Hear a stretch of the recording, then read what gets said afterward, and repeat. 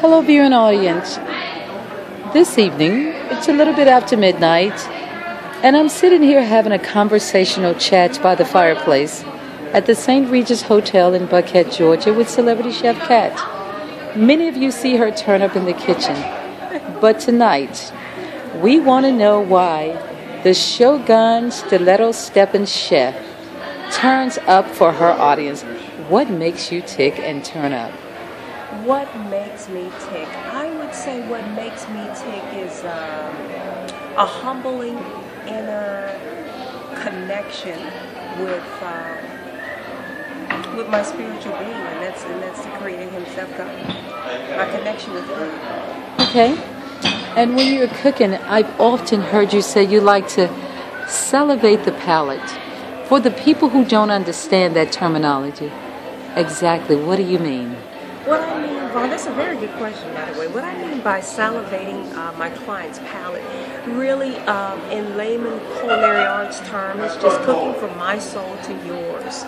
And what I usually like to tell my clients, or what I usually like for my clients, they tell me correction after they've tried my food is, oh my gosh, I believe I just ate a Picasso. Because when you eat, or when you have the pleasure of eating or drinking dishes or cocktails that are prepared by me, you're gonna get all of me. You're gonna get the jazz enthusiast. You're gonna get the culinary art tasting of it, and you're also gonna get the beautiful colors of it. So it's almost gonna look like I just served you a painting or Picasso, if I may say. And I know that we're having this conversational chat. As you sip your martini, which everybody knows, celebrity chef Kat loves a martini. And happy birthday to you, first of all. I see you've got your macaroons here. I would not, but it sure does look good. Looks like St. Regis has just spoiled you. And yes, they have. What yes, a beautiful... Manager, Mr. Peterson, he had the chef to send these over to us tonight, and they are very, very tasty, by the way. That's fantastic, but I want to get a little bit more personal with you. Okay, please do. Go ahead. When you're deciding for your celebrity clients what dish to cook, what makes you know what's right for them? Are you cooking necessarily for their blood type? How do you know what a celebrity client likes to eat on a daily basis? That's actually a twofold question. How do I know what a celebrity client likes to eat on a daily basis? Is that I do what's called a client profile analysis. And I do that in twofold. I have some of my clients that are really looking at watching and maintaining their weight. Some of them are looking to lose weight. I usually suggest that my clients have what's called a blood analysis and what's called a vitamin panel, so I can see exactly what their blood type is and what their vitamin deficiencies are. For instance, if their blood type is O, I know exactly what foods are more compatible to the O blood type. And if they have any vitamin deficiencies, if they're liking vitamin A, vitamin B, or vitamin C, when I'm making their smoothies and when I'm making their dishes, I can tailor their meals or their drinks to suit their particular deficiency. So I give them exactly what they need. If they need vitamin C, then their smoothie is going to have a little bit more vitamin C for them in the morning. Okay. I know that you're a lover of arts in all forms, in cooking. I know that you actually was a broker for Paige Summers. And recently, this week actually, the legendary, I should say, Herman Russell passed. If you could say anything to his family and the legacy that he was left, what would you say to him and the family?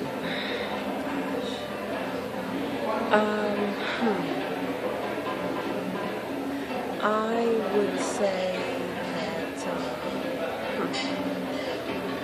that's a very, very emotional subject for me there. But what I would say to the family members is Herman J. Russell will never ever be forgotten. I could truly say that when I met Mr. Russell, I lived in the building that he owned on 14th Street, and so I was his neighbor, and plus he gave me my first big break here in Atlanta. I did an artwork project for him. I was one of the first Black African Americans here, African American art workers here in Atlanta to actually obtain a major contract with one of the largest developers in the world. So Mr. Russell gave me my first start as an art worker here in the city of Atlanta. But when I first went to Mr. Russell and I actually met with him to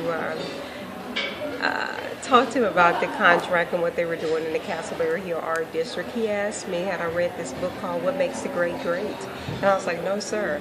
He said, well, how are you going to be great? Success leaves clues. Apple don't fall too far from the tree. I said, yes sir, I understand that. That's why I'm living in Midtown. I'm living in your building. I'm hoping that some of your fruits will fall off of me. He said, so, the only way that a plant's going to grow is you got to water it. Just because you're in this building, that doesn't mean that you're being watered. I said, well, sir, can you please tell me how I can be watered? And what did I ask that question for? I lived on the 13th floor, and of course, he lived on the penthouse level. I thought I was getting off on my floor. He took me all the way up to his penthouse suite. And when I left Mr. Russell's suite, I walked out with probably about 10 books that I needed to read, and one was What Makes the Great Great. Dennis Kimbrough, who lives here in Atlanta, he is the author of that book. He went around and he interviewed the most wealthiest, successful African Americans in the business, and he interviewed them, and they all gave their stories of what made them great. And I would just say to the Russell family is that he truly lived his eulogy. Okay, and I can't help, if you will stand up with me, I can't help but see this piece of stone that I saw you admire earlier tonight. And I do have to bring this interview to a close, but however, will you just please walk over and give me your take on that? And if you were to salivate the palate of someone in a culinary form, after you see a stone made in perfection, what would you do if you had to salivate the palate for the president or the CEO of this beautiful St. Regis Hotel that we are interviewing you in today on your birthday? How would I salivate their palate as a depiction of the stone? Or sure, as a depiction of the stone. How would I salivate their palate as a depiction of the stone? You know what, Mom? Some things can just simply needs to be served in its raw format and doesn't deserve to be duplicated. I would not try to duplicate this piece. How I would salivate their palate as a depiction of the stone, I'll just serve my dishes surrounded by the stone.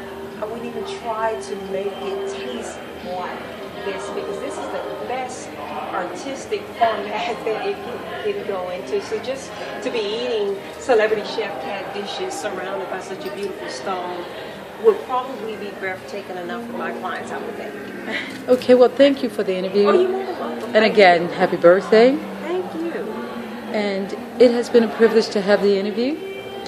And as we depart this night, what would you say to your clients who would like to book you so they could have a taste of what you serve via Celebrity Chef Cat? What I would say to my clients who would like to book me, so that, yes. I'm sorry. How would they get in touch with you? How would they get in touch with me? Oh, they can reach me on Facebook, my manager on Facebook, and we have our fan page. I believe it's Celebrity Chef Cat. Please inbox us on that page. And I'm also signed on with a company called VPT Production and Media and Entertainment, and Vonda Thomas have a Facebook page, so please look her up on Facebook, inbox her, and she will tell you exactly how you can get in touch with her. Well, thank you so much for the evening.